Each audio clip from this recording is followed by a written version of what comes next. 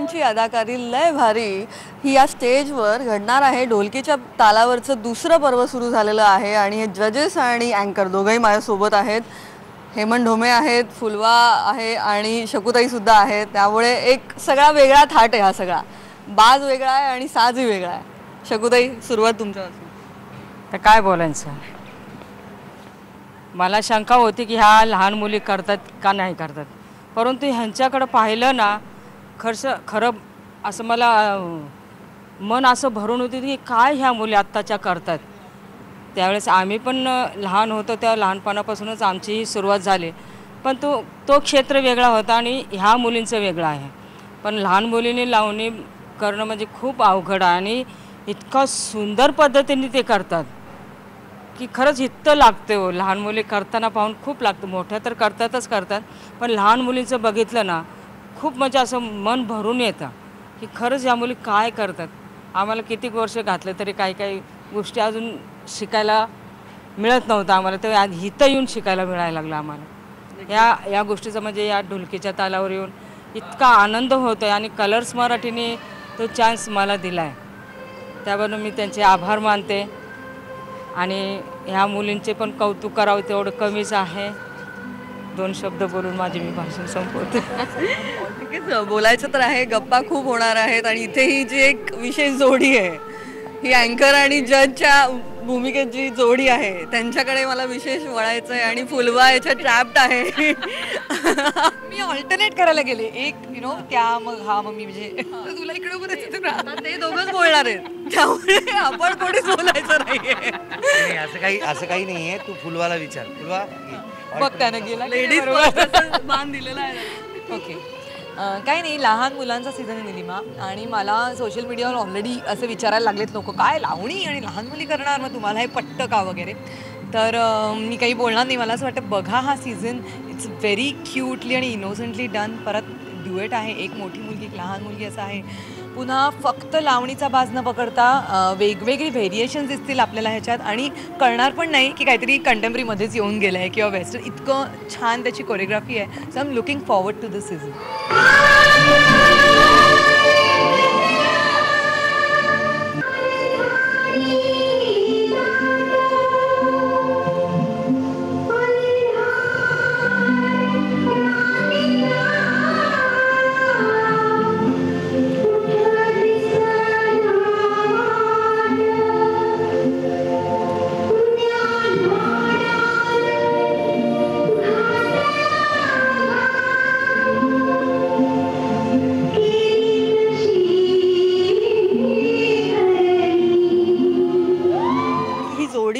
अनोखी आहे, कारण एक मोठी आहे एक लहान आहे, त्यामुळे त्या दोघींचं मिळून ते कॉम्बिनेशन आत्ताही आम्ही काही परफॉर्मन्सेस पाहिले, अत्यंत हळवे होते, फार हृदयस्पर्शी सुद्धा होते।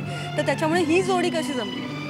मला असं वाटतं ड्युएट बेसिकली लावणीमध्येच पहिल्यांदा होतं आपल्याकडे, कुठल्याही आपल्याकडच्या शोपेक्षा, आणि नेहमी ड्युएट वर्क होतं, कारण फायनली सोलो म्हटलं की एक तोचपणा येण्याची शक्यता असते, कितीही परफॉर्मर चांगली असली तरी। 25 आणि 30 परफॉर्मन्स करायचं म्हटलं की पहिला आणि 30वा परफॉर्मन्स ह्याच्यामध्ये खूप चढ उतार येतात। सो पण त्या मानाने ड्युएट सोपी जातात, कारण व्हेरिएशन्स करता येतात। परत एक ताई आणि एक छोटीशी आहे, त्यामुळे इन अ वे मला असं वाटतं खूप सेफ सीझनसुद्धा आहे मुलांसाठी, की काही लावण्या अशा आपल्याकडे द्वयर्थी लावण्या असतातच, किंवा it's nothing wrong in it, लावणीचा बाज शृंगारिक आहे, तर अशावेळी त्या ताईचा कुठेतरी वापर कोरिओग्राफीत करून लहान मुलीला वेगळ्या स्टेप्स देणं, किंवा ह्या अनुषंगाने सुद्धा मला असं वाटतं की duet is going to work for this season.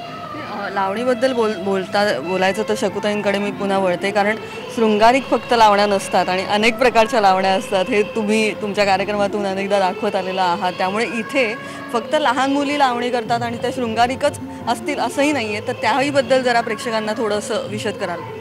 नाही, म्हणजे शृंगारिक आहे असं नाही म्हणता येणार, इतर 9 रसाच्या लावण्या आहेत, त्यात कुठली लावणी त्या मुलींना करता येईल, आणि हे कला आहे, आणि हे कला ह्या क्षेत्रामध्ये म्हणजे लावणी म्हटलं की लोकांचं जरा गैरसमज होतं।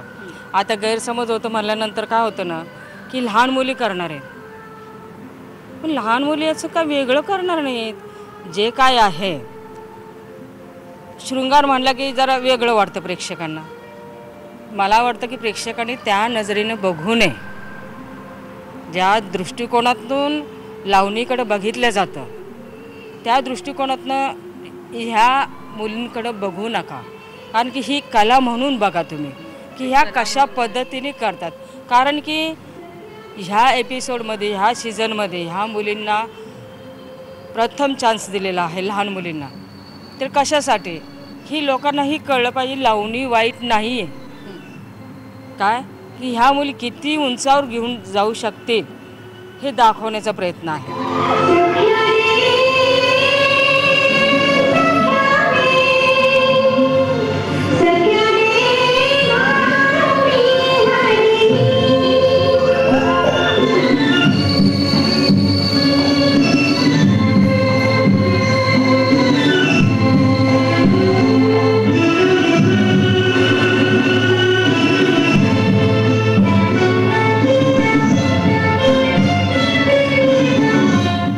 प्रात्यक्षिक आपल्याला या स्टेजवर पाहायला मिळतंय. तर लावणी जोडीने करणारे इथे ही जोडी जी आहे, पुन्हा मी यांच्याकडे वळते. जितू जज म्हणून या आगळ्या वेगळ्या शोमध्ये पहिल्यांदाच तुझा समावेश झालेला आहे. तू अँकर म्हणून या अशा डान्स रियालिटी शोमध्ये पहिल्यांदा आलेला आहेस आणि तुमची जोडी धमाल आहे. सोबतीला या सगळ्या आहेत, स्पर्धक अनोखे आहेत सगळे. एकंदर कसं एन्जॉय करतात? एकतर मी सुरुवातीला नाही असं सांगितलं होतं या कार्यक्रमात परीक्षक म्हणून येण्यासाठी, कारण माझा डान्सशी काही संबंध नाही. आणि नाचायचं असेल तर ते गणपती उत्सवात वगैरे लहानपणी नाचतो, त्यानंतर आता कुठे नाचायला मिळतं. आणि फुलवानी माझा एक डान्स बसवला एका सिनेमात. ती इतकी वैतागली होती त्या दिवशी की बापरे ह्याला काहीच येत नाही. आठवतं फुलवा तुला? नाही काही नाही, पण कधी काही बोलत नाही असं नाही, पण ती वैतागली होती त्यावेळेला. आणि तुला असं मला कळत होतं की हिरोईनला येत होतं, मला येत नव्हतं. पण एनी मुद्दा असा आहे की मग जेव्हा त्यांनी मला सांगितलं की लहान मुली आहेत त्यामध्ये, हां चला मग मी येऊ शकतो, कारण मला लहान मुलं आवडतात. बरं फक्त तुला लहान मुलं आवडतात म्हणून तुला जस्ट ठेवलं असंही होत नाही ना. परंतु मग त्यांनी मला सांगितलं की सर्वसामान्य प्रेक्षकांचा प्रतिनिधी म्हणून तू राहा. आणि त्यात मला असं लक्षात आलं की अच्छा, मला एका कामाचे पैसेही मिळणार आहेत आणि त्यात पुन्हा शकुताई आणि फुलवाबरोबर तिथे बसायलाही मिळणार आहे. त्यात पुन्हा ते नाच पाहून या दोघी काय त्यावर बोलता आहेत, त्यावर लावणीविषयीची जी माझी जो माझा आवाका आहे, जे मला त्याविषयी वाटतं आहे, तर त्यात भरच पडणार आहे. त्यात काही हे, आणि त्यात पुन्हा हा सूत्रसंचालक म्हणून आला. तर मग मी ठरवलं की अच्छा, आम्ही दोघेही खूप चांगले मित्र आहोत, तर काहीतरी तिथे एक गंमत येऊ शकते का. आणि शेवटी हा मनोरंजनाचा व्यवसाय आहे. जी माणसं आत्ता हा कार्यक्रमसुद्धा पाहत आहेत, तर ते न्यूज चॅनल पाहतानाही सुद्धा त्यांना जे काही केबलचे पैसे असतात ते भरावेच लागतात. आणि ते आणि ते पैसे भरावे लागतात. किंवा तू आणि मी, आपण हा आपला व्यवसाय आहे. व्यवसायाच्या पलीकडे जाऊन आपल्या काही तत्त्व असतात, काही इच्छा असतात, ते ह्या व्यवसायाच्या आड आपण ते पूर्ण करत असतो. जसं मला माझ्या घरी एक लहान मुलगी आहे, माझी रेवा आहे. ती मध्येच म्हणते मला बॅले डान्सर व्हायचं आहे, ती मध्येच म्हणते मला हे करायचं ते करायचं. तर मला एक नक्की माहिती असतं, तिला काही करायचं आहे. सोनिया परचुरे, फुलवा आहे, तर ह्या दोघी बघून घेतील ना, या मावशा तिचं काही. तर तसं इथे असताना मी एक त्यांचा मामा म्हणून मी इथे आलेलो आहे आणि मला खूप मजा येते.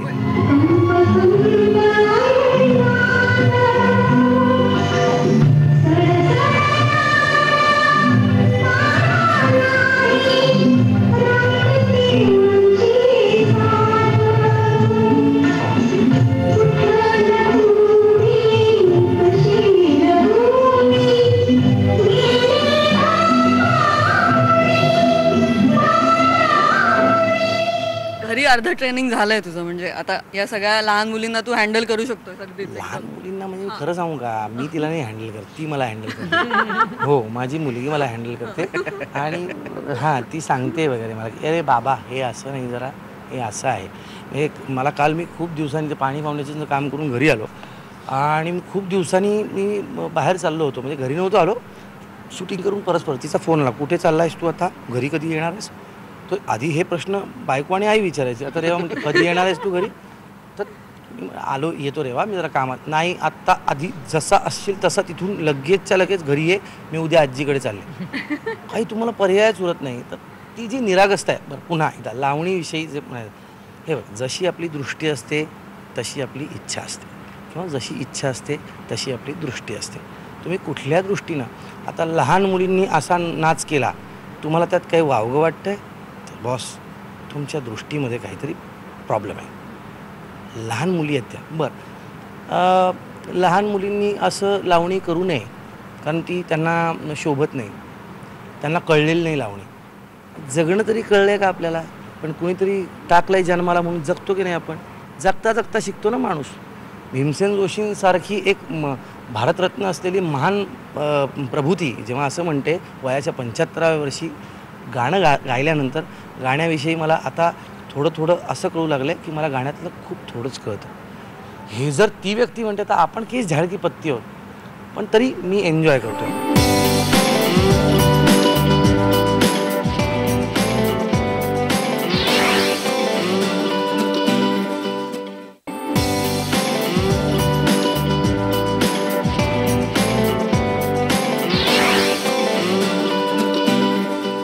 कला प्रकार, एक नृत्य प्रकार म्हणून याकडे पाहिलं पाहिजे. ती एक का नाही एक्सप्लोअर करायचं मुलींनी? बरं, ही लावणीसुद्धा आत्ता जी घडते इथे पारंपरिक लावणी आहे, इथे नवता आहे. नवता आणि पारंपरिकतेचा जो मेळ घातलेला आहे यांनी, तर तिथे आहे. आणि मी एक ब्रिज म्हणून बसलेला आहे. ब्रिज नाही तो त्याच्यामध्ये बसला आणि तो परिपक्व होतोय असं सगळ्या.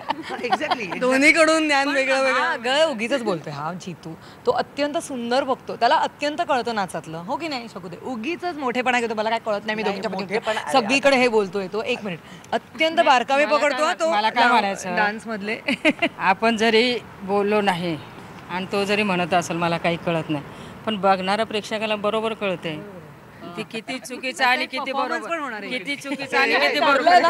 तू बोलले ना हेमंत बरोबर होणार आहे माझा परफॉर्मन्स. हेमंत सगळ्या सिक्रेट सांगून टाक. काय म्हणलं त्या? माझा परफॉर्मन्स हेमंत बरोबर होणार आहे. हेमंत आणि मी जोडीने जुगलबंदी करणार आहे. जुगलबंदी? अरे जुगल हंसराज बंदी झालेली आहे. म्हणजे शकूताईंसोबत काय जुगलबंदी करणार?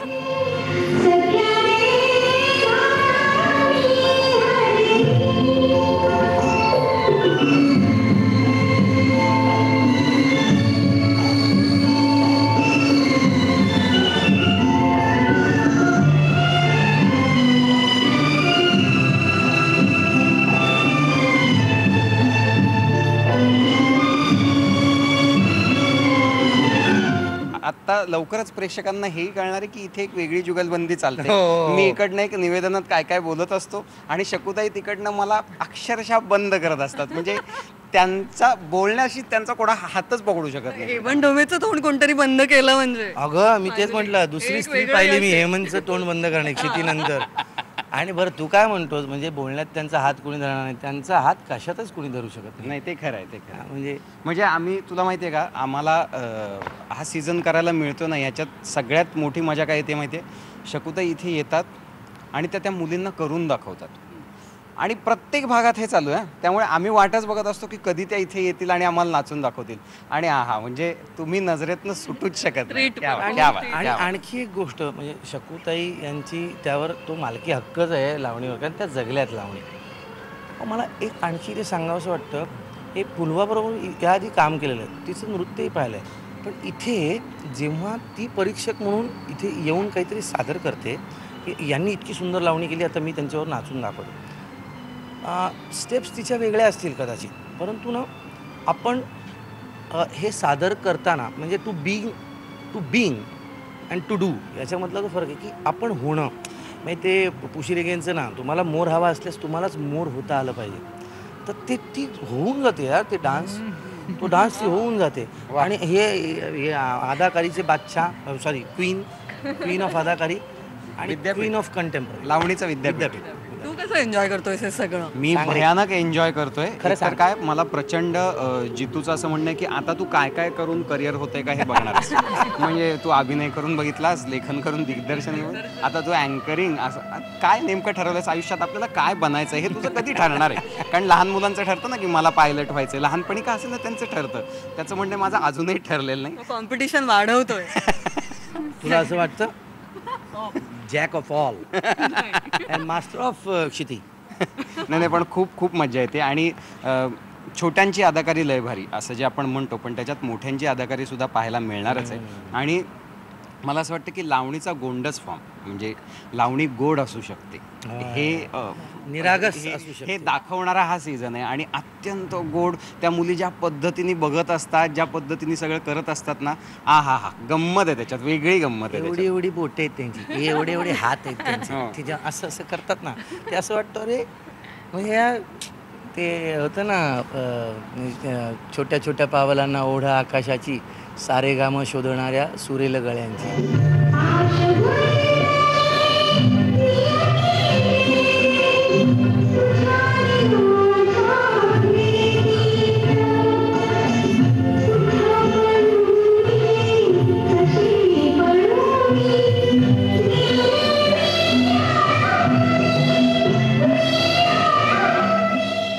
एवढं स्टेज आहे ते असं भरून घेतात आणि त्यामुळे ह्या दोघी पण अशा बघत राहतात फुलवाणी पण तशा त्या स्ट्रिक्ट आहेत. मध्ये मध्ये असं बघत असतो बहुतेक हे दोघी काय करतात ते. हो मी बघतो आणि कसं आहे हा शांत झरा आहे, हा इथे उद्रेक करणारा ज्वालामुखी कधी काय फुटून बाहेर येईल काही सांगता येत नाही. मग माझ्या स्वभावाची एक व्यक्ती मला कधी पाहायला मिळाली नव्हती आणि मला उर्मिला नेहमी म्हणायचं जिथे हा तू फुलवा से मिल रहे सेम तेरे जैसे वो बोलते हो मालूम नहीं क्या बोलेगी बाद में और मैं क्या बोल दी. तसंच आहे ते असं वेगळंच प्रकरण आहे सगळं. पण म्हणजे तुम्ही जितूला पण डान्स करायला लावणार आहात. ऑफकोर्स तू त्याने स्वतःहून सांगितलं होतं येऊन समोर ना आपण दोघांनी नाचायचं म्हणून. तू बोलला होतास ना, मला मी आठवत आहे ना, तुझ्याबरोबर- स्वतःहून बोलला होता मार डुएट क्या करणार आणि थोडक्यात काय? हेमंत शकू तर या सीझन मध्ये मी आणि शकुताई आणि जितू आणि फुलवा असं नाही, आहे. मी फुलवा बरोबर नाचणार जर का तिने माझ्याबरोबर एक उतारा केला तर. मी बोलूच शकते.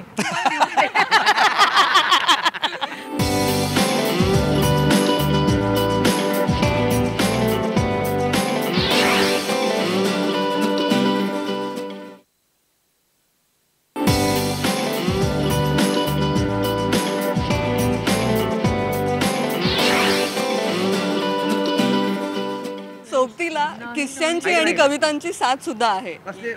कवितांची साथ आहे. हे बघ हे अख्खं पॅकेज आहे, याच्यातनं जे जे निघेल ते सगळं त्या क्षणी येणार. सगळे रंग उधळले. काही फिल्टरच नाही ना आपल्याला. आपल्याला आय वाढला आणि जसा जन्माला घातला तसा जगाने जे आपल्याला दिले ते सगळं परत जगाला. ते साहिलची लाईन आहे ना की दुनिया ने तजुर्बा तो हवादिस की शक्ल में जो कुछ दिया है मुझे बस वही लौटा रहा हूँ मैं. That is क्या it. बात आहे, क्या बात आहे. पण मी ही मुलाखत अशी संपू शकत नाही. शकुताई काहीतरी होऊन जाऊ दे प्लीज. नाही दोन ओळी तुम्ही किंवा नाही नाही नजरेचे तीर किंवा काही. जीव जडला तुमच्यावरती करते मी प्यार, माझ्या नावामागे तुम्ही सही करा दिलदार, प्रीतीचा प्याला राया धरा लवकरी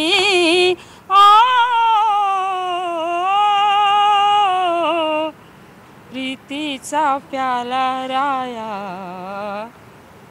धरा लवकरी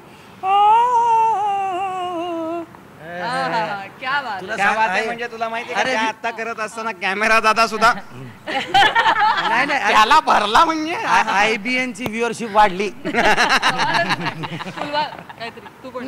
मी त्या गाऊन करतायत, मी काय करणार. नाही त्यांना करू देत.